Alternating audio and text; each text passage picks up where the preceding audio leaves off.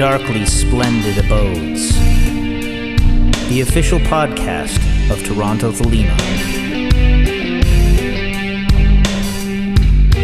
Exploring, if you will, practical philosophy, from science and the workings of the mind to spirituality, esotericism, and magic.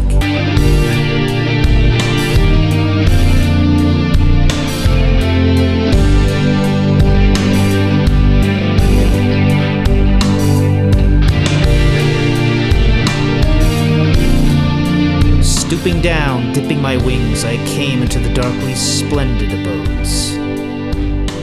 The Star Sapphire is Aleister Crowley's spin on the Hexagram Ritual of the Golden Dawn, first appearing in his little book of meditations entitled The Book of Lies Falsely So Called. It joins the Star Ruby and the Mass of the Phoenix as rituals commonly associated with the Thelemic corpus. Edward Mason joins me to discuss this so-called real and perfect ritual of the hexagram.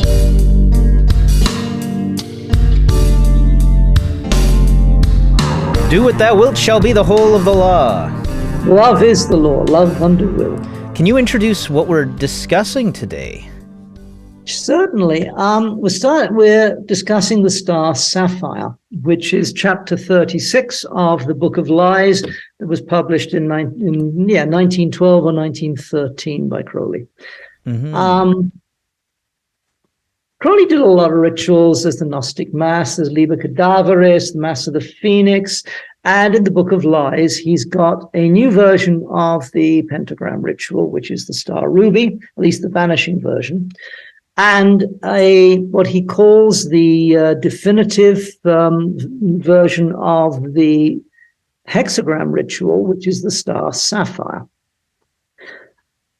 Now, everyone, you play around with these rituals, and some of them like really just wow, and some of them is like Mm-hmm. And I don't go for all of Crowley's rituals. And when I was doing the Star Ruby, I did that for about 6 or 8 months of my life, and finally thought, this isn't happening for me. It just feels odd. Mm-hmm.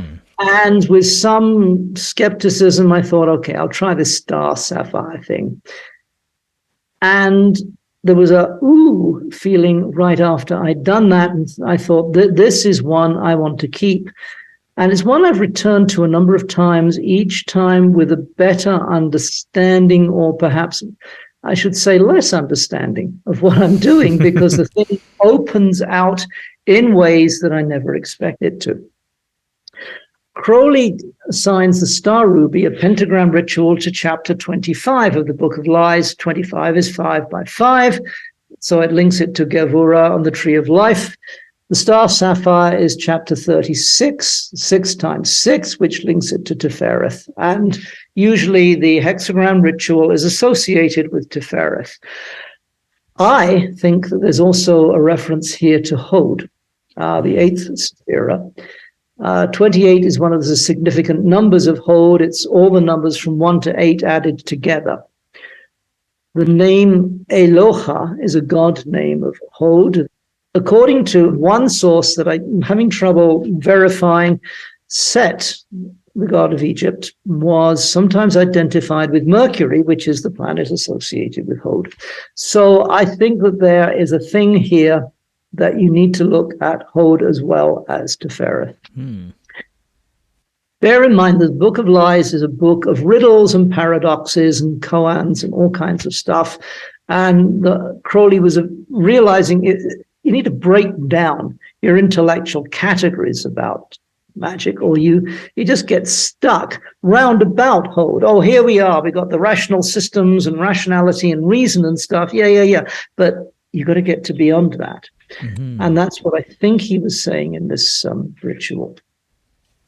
What is this ritual? Let's quickly go through this.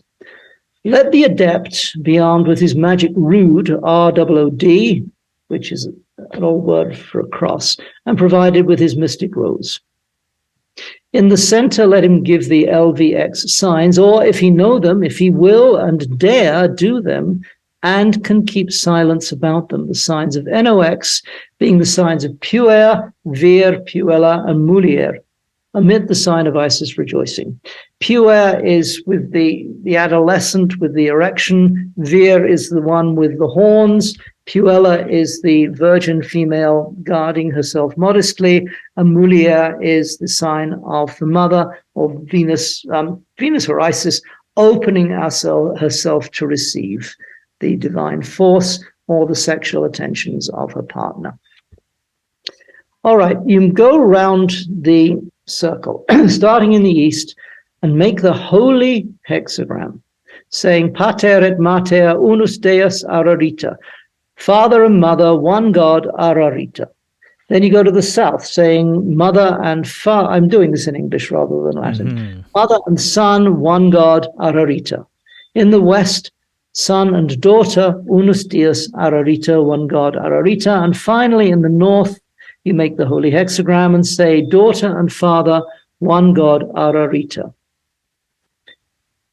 So basically, you've gone through Yod, He, Vav, He here. Yod being the father, the first He being the mother, Vav being the son, second He for He final being the daughter. Let him then return to the center, and so to the center of all, making the rosy cross as he may know how, saying Ararita, Ararita, Ararita. In this the signs shall be those of Set, triumphant, and of Baphomet.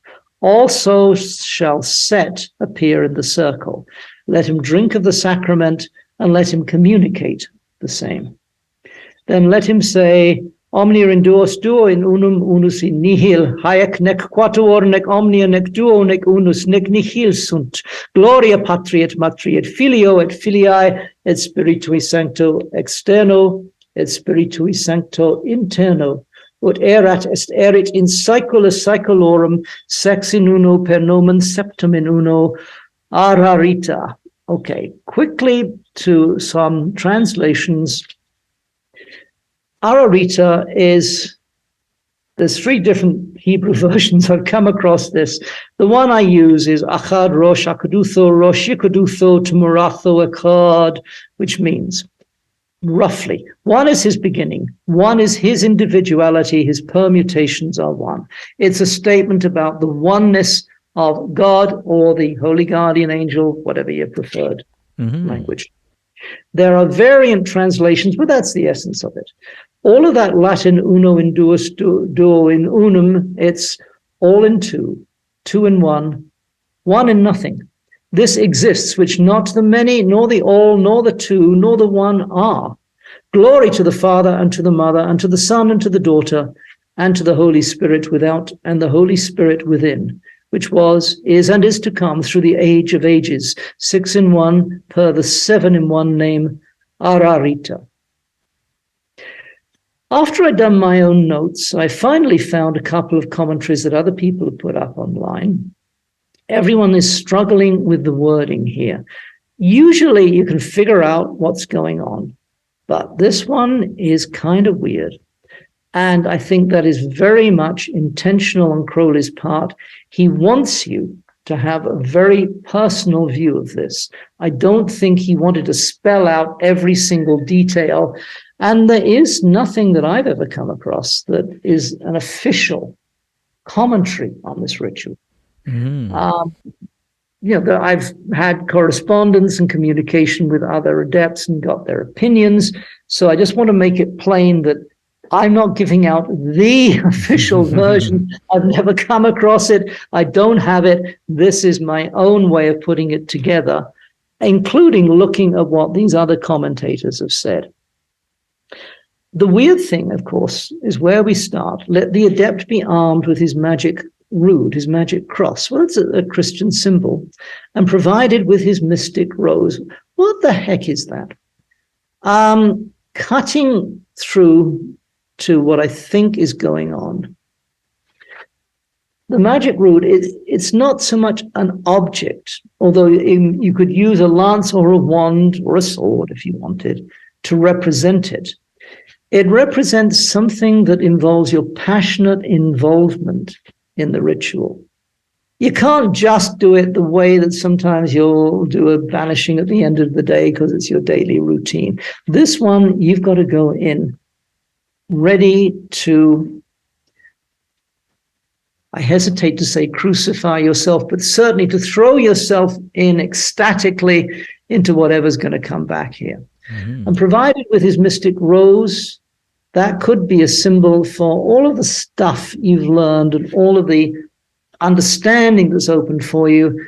Although I think in this case, he's probably referring to a rose cross Laman. Mm-hmm. I would certainly use a rose cross Laman here. The Magick rood is simply, I need to be in the right mood to do this. I've got to throw myself in wholeheartedly, and there's only going to be a result if I do that. So I'm not just intoning names. You've got to do this one passionately. You've got to go beyond rational concerns about the whole thing. The wording is interesting as well, because we have the Magick rood and the mystic rose. Yes. Magick rood is the intention here. It's like you've got to throw energy at this thing. The mystic rose is where you've been absorbed in all of these things that have happened to you until you got to this point. This isn't a beginner ritual. You could try it. You might even get a result, but you would need to know a bit of magical stuff, I'd say, before you get into the nitty-gritty. Star Sapphire. Whoa, Star Sapphire, remember that one. Okay. In the center, let him give the LVX signs. The sign of Osiris, the sign of Apophis and Typhon, the sign of Isis. Or if he know them, if he will and dare do them and can keep silent about them, the signs of NOX being the signs of Puer, Vir, and Puella, and Mulier. In other words, you've got to do this not just as a pro forma thing, but with all of the to know, to will, to dare, and keep silent stuff. Mm-hmm. This has got to be a pretty intense ritual. You don't do the sign of Isis rejoicing where she's holding the star child, the newborn Horus, in her arms and nourishing it from her breast. That at this point hasn't happened. Now then you advance to the east and make the holy hexagram. Does he mean, the hexagram, which is holy, or is he saying something specific here? My own impression, and I don't think I'm alone in this one, is that you are using the standard Morgan-David six-pointed symmetrical hexagram that you would see on the Israeli flag or outside your local synagogue. Or alternatively, you might want to use the unicursal hexagram. I've tried this with both. I find the Morgan-David star is the one that is effective. The unicursal for me didn't work. Somebody else I spoke to said, I started with the Morgan-David, but when I switched to the unicursal hexagram, wow, the thing really came alive. So that's a matter of preference. But you make it in 4 directions. Now you're looking at the east and say, Father and Mother, one God, Ararita, which means that Father is over here on your left in the northeast corner, Mother is in the southeast and the right-hand corner. These deities or parts of Yod-Heh Vav-Heh are in the corners of your temple. Important point to bear in mind. Father is not in the east, Mother is not in the south. They're in the corners. Each facet of your 4-sided regular room that you're using as a temple has the meeting point of 2 of these.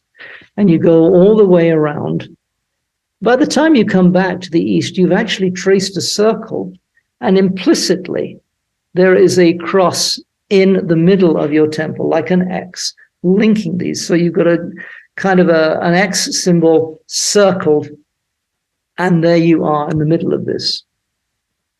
Then let him then return to the center, Crowley writes, and so to the center of all. The key thing anytime you're working with Thelema is there's a link back to ancient Egypt, which had the concept that every temple was actually built on the primeval mound, Tanen, the first thing that came out of the floods of chaos at the beginning of creation. You're at the point of the center of all, the beginning of all. You're not just in the middle of, one corner and half of your bedroom or whatever it is you use for a ceremonial space. Making the rosy cross as he may know how. I don't think that means, you have to know the Thelemic secret. Rather, it's your way of doing it. So trace something that to you represents the rosy cross.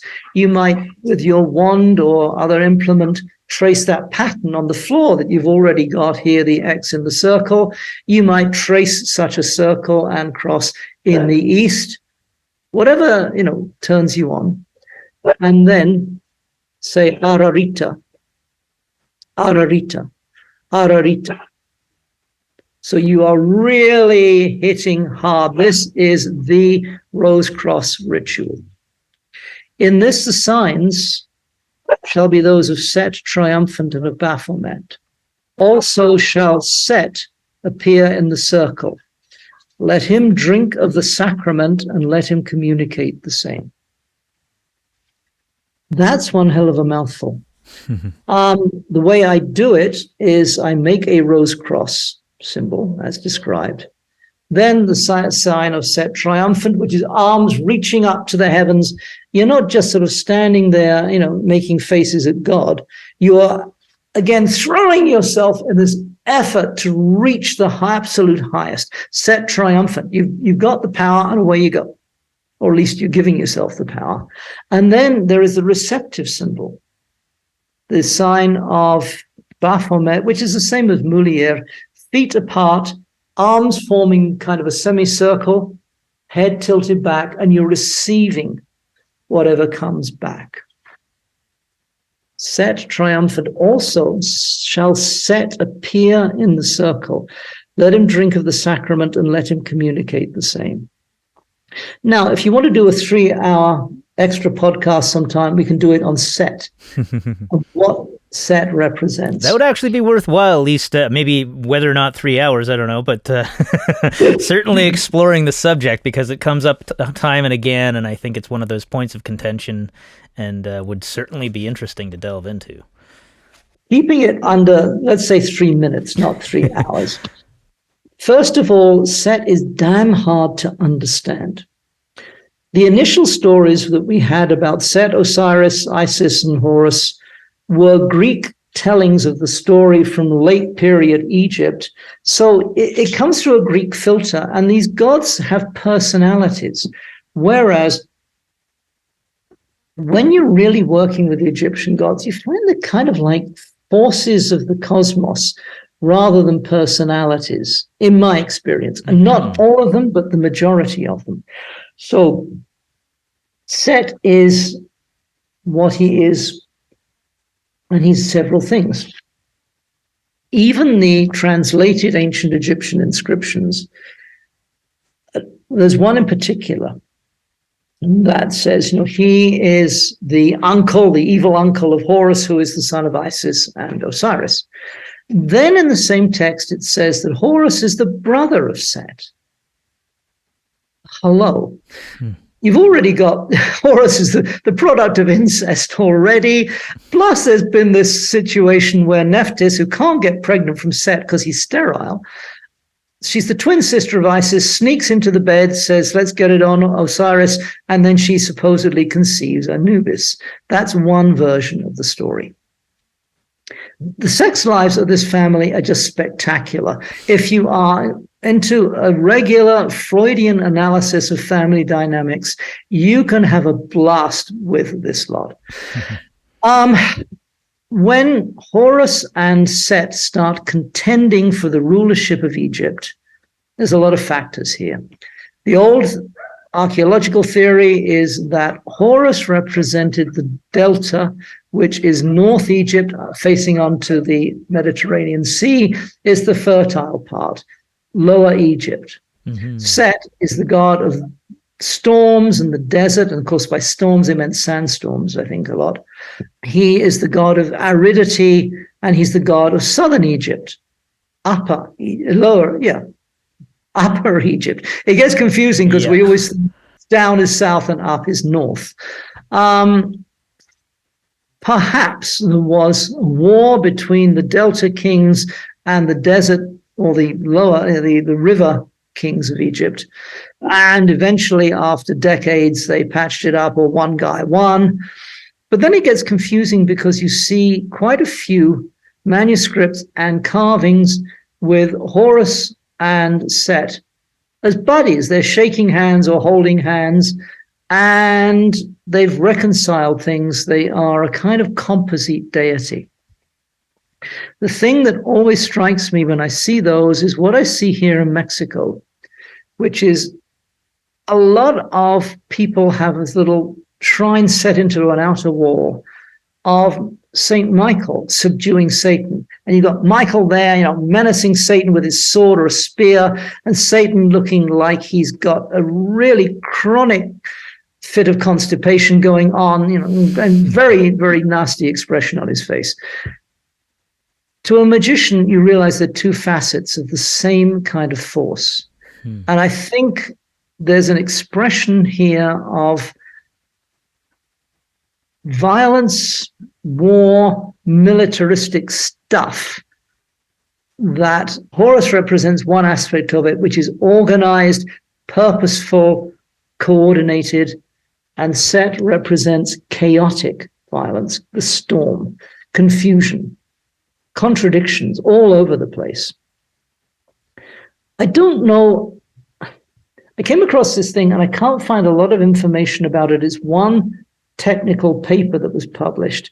I still wonder if it was a hoax of a late Egyptian story that in fact Set has sexual relations with a Sumerian goddess and gives birth to a crocodile god called Maga, M-A-G-A. Now, I wouldn't be surprised if it turns out that the guy was having a huge hoax waiting for someone to expose it. But it's a marvelous synchronicity if it's a real thing. I'd never heard of Maga the crocodile before. It's getting too much because that was the first image that was coming to mind with this idea of Horus and Set shaking hands. All I could think about was like political propaganda, sort of like World War II kind of nationalistic ideas of like, we'll join hands and fight the Nazis together, this kind of thing. Until the fighting's over, when we'll hate each other again. We can go back to their natural. Or something. Yes, exactly. So there's a great amount of mystery about Set, but I think he does always represent a kind of primal energy, nefesh enemy, the enemy, nefesh energy, the energy of the vital soul, the dynamic biological forces. Almost as a side note, there's also this subplot in the war between Horus and Set where Set sodomizes Horus, and he's supposed to be conveying some of his strength through his semen to Horus through this sex act. But I don't have a lot of good stuff that I can trust on this, but apparently semen was seen as a kind of a dangerous substance in Egypt, not a fertility substance. And Horus ends up weakened. It ends up with Isis getting some of Horus semen and putting it on lettuce leaves, which were considered a delicacy, offering them to Set. So Horus' mom gets some of his semen. Seriously, it's a Freudian paradise, this family. And that balances things. Horus, partly or entirely, emasculates Set in the fighting. Set tears out one or both of Horus' eyes, which Horus at least gets one of them back later on. So there's all this intense interaction. They're very much interwoven with each other. They can't get away from each other. They are facets of the same kind of energy. That's my take on it. I like the fact that there's the sort of yin-yang kind of thing going on where you've got this cross semination, literally. There's also a thing here in the signs we did. The sign of Set triumphant. Okay, that's pretty clear. Let's just Set. And a Baphomet. Now, Baphomet, we've seen the image many times. It's a human figure with a goat's head, female breasts, presumably male genitalia, sort of goat horns, but also the torch on top and the wings. Mm-hmm. The torch, actually, the flame at the top of the torch is in Kether. Baphomet is an impossible creature. It's a hybrid. It's a chimera. It brings together elements of different species in something that doesn't actually exist in nature. Mm-hmm. But there's deep meaning in Baphomet. It's not just, oh my God, it's the devil. No. Look closely. Look at that Kether light. Look at the wings, which say this is a spiritual being. The Set creature has given rise to a whole load of master's degree university papers with people trying to figure it out, because the snout seems to be that of an anteater. But I don't think they get anteaters like that in Egypt. Possibly some were brought up as gifts to Pharaoh by visitors. The ears are these funny things with flat tops, which, again, there is no animal that exactly represents that. Set is an impossible creature. Anubis is often shown just as a black jackal. He Scooby-Doo, as an old friend of mine used to call it. It's a real animal. Isis, Nephthys, and Osiris are human beings. Horus, of course, again, combines the hawk head with the human body. But a hawk is a real animal, a human is a real animal. Set is something related to the concept of Baphomet, the impossible being that implies something that I can only tie myself in knots trying to analyze or describe here. You have to accept that he is always going to be paradoxical and can't be properly pinned down. Also, Set shall appear in the circle. Does that mean that suddenly you see this guy with the funny snout and the funny ears? You might. I think that, in fact, when you've done the signs of Set triumphant and of Baphomet, you're actually conscious of the Set force in its most, I hesitate to use the word, but I can't think of a better one, most positive form. Energy, dynamism, striving to attain, to annihilate itself in Nuit, annihilate itself in the Holy Guardian Angel, annihilate itself in ecstasy. The whole core thing of Thelema. There it is. Let him drink of the sacrament and let him communicate the same. The sacrament is whatever happens to come at that moment. It's not something that you have actually specifically talked about in the ritual. It's just a consequence of having performed this. The blessing, the grace, there is the dove and there is the serpent. Well, if Set is the serpent, this is the dove. That's the sacrament. And let him, lowercase him, which means the adept, not Set itself, let him communicate the same. Communicate to whom or what? I'm left thinking that it's communicated to oneself, the actual practitioner. Let him appreciate from his angel self, his higher consciousness, let his more mundane self appreciate this. Let him see, wow, something really cool happened here. I feel kind of buzzed.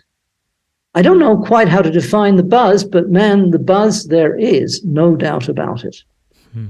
Then there is this sort of celebratory or statement of victory thing, omnia in duos, duo in unum, all in two, two in one in nothing. Haec nec quatuor. Hang on, let me get my notes again, because trying to remember how to do this online, I could remember it normally. Haec nec quatuor, nec omnia, nec duo, nec unus. Nec unus, nec nihil sunt. Gloria patri et matri et filio et filii. Glory to the mother and the father. Yeah, here we are. All in two, two in one in nothing. This exists, which not the many, nor the all, nor the two, nor the one are. Glory to the Father, and to the Mother, and to the Son, and to the Daughter, and to the Holy Spirit without, and the Holy Spirit within, which was and is to come through the ages of ages, 6 in 1, per the 7 in 1 name, Ararita. All in two, two in one in nothing. This exists, which not the many, nor the all, nor the two, nor the one are. It's something beyond any categories or descriptions or definitions. The cool thing has happened, at least to some extent here. Glory to the Father and the Mother and the Son and the Daughter. That is the whole of Yod-Hey, the whole deal. And to the Holy Spirit without, and to the Holy Spirit within. One way of looking at that is to say that Set is the Holy Spirit without. It's the energy of the HGA. The Holy Spirit within is the actual Horus archetype clicking in and saying, okay, you made contact here. I recognize your existence, which was and is to come through the ages of ages. It's an eternal thing. It's not just, hey, we did a cool invocation tonight. This thing exists out of space and time. In fact, Saeculus Saeculorum can be interpreted as world without end or eternity of eternities and various other phrases like that. 6 in 1, which is a Tifereth thing, per the 7 in 1 name Ararita, because 6 in 1 also implies 6 plus 1, giving you 7. 7 in 1, 7 and 1 brings you back again to Hod, the Sephira down there on the left of the tree, lowest one on the pillar of severity. Ararita is declared. And then you make not the NOx signs again, but the LVX ones. That is what the adept is doing. But what was invoked is taking things from that point onward. So you are stepping back from this and being a bit objective about what you've just done. Mm-hmm. That's quite a mouthful of stuff. It's kind of, as I said, this is just one person's experience with it, but I found that this thing is a cool deal. Mm-hmm. The reason it's called the Star Sapphire, of course, and Crowley does mention this in 777, with a rounded sapphire, that is a cabochon or a bead or a sphere, you can, with a Star Sapphire, see an X in the middle of the thing, which is purely a result of how much magnetite there is distributed through the gem. Mm. A regular sapphire that's cut with flat facets, you don't get that effect. But the Star Sapphire is a product of an apparent thing. So calling it a Star Sapphire is like saying it appears that this Star Sapphire thing you've done is what you're about, but in fact, it's just a means for going beyond. And I think it actually touches Binah. It doesn't take you into Binah, no, but it points the way up towards a much deeper experience than you would normally have doing a regular lesser ritual of the hexagram, as described in all of the Magick books and all of the YouTube videos that we've seen. One other quick point I'll make at this point, which is that NOx, Crowley enumerates that in 777 to Nun Ayin Tzadi, or 50 plus 70 plus 90, or 210. He has 12 other correspondences listed to that number, so it's an important thing. It's an important number. But also, omnir in duos, duo in unum, unus in nihil. 2, 1, nothing, is actually there in the Latin. So he's pointing us again towards NOx, which is why I say I think this kicks us up to a kind of a glimpse of Binah, to something beyond regular adept consciousness. It's something supernal. You're not going to be able to say much that's logical about it. But on the times when it really works well, you feel that you have gone further than you've been before. And that's why I really like this particular ritual. Thank you for joining us. Love is the law, love under will. Look for Toronto Thelema on Instagram, Facebook, and YouTube. Watch for events in the city, and join us again in the darkly splendid abodes.